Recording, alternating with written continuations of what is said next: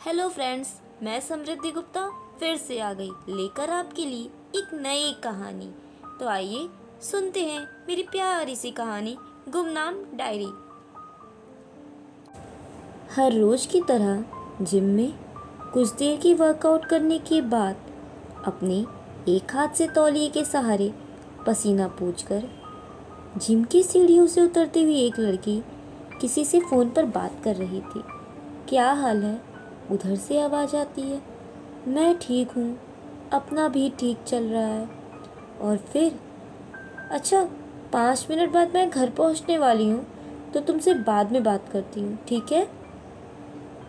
ये कोई और नहीं, विधा थी, जो अभी एक कंपनी में जॉब करती है।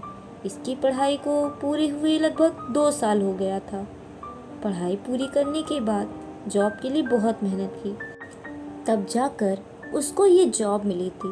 फिलहाल वो अकेले रहती है एक किराए के घर में, जिसको साफ सुथरा बहुत रखती है। पर इधर कुछ दिनों से काम में इतनी बिजी थी कि उसका घर बहुत उथल पुथल हो गया था। इसलिए इस रविवार को साफ करने की सोचती है और बहुत कुछ इस रविवार को प्लान किया था।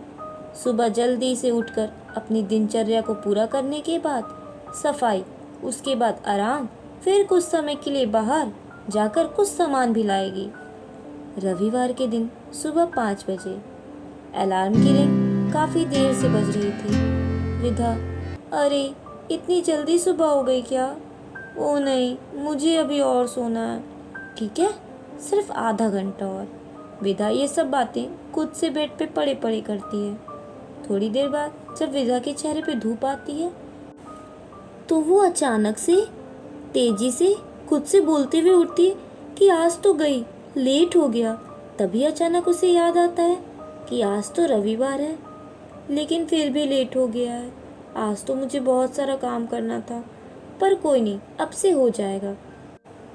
थोड़ी देर नाश्ता करने के बाद अपने काम पर लग जाती है।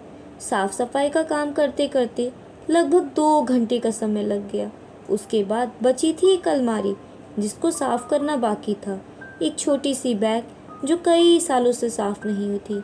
उसको साफ करने के लिए विधा इस बैग को अलमारी के ऊपर से उतारती है, और जैसे ही उस बैग को खोला, उसमें कुछ ऐसा निकला जिसे देखकर उसकी ज़िंदगी रुक सी गई।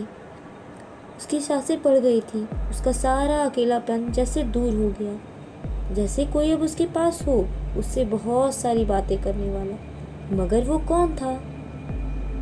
अब विधा के सारे काम वैसे के वैसे पड़े रह गए। ना जाने कितनी सारी बातें उसके दिमाग में एक साथ आने लगी थी। सारी यादें उसकी ताज़ा हो गई।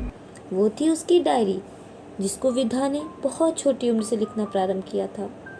पर पता नहीं इन भाग दौड़ भरी जिंदगी में वो कहाँ खो गई थी, क्योंकि ना जाने उसकी कितनी सारी यादें उसमें थी, कितनी सारी बातें थी। उसने अपनी माँ, दोस्तों को फ़ोन लगाया और बताया, पता है आज मुझे क्या मिला?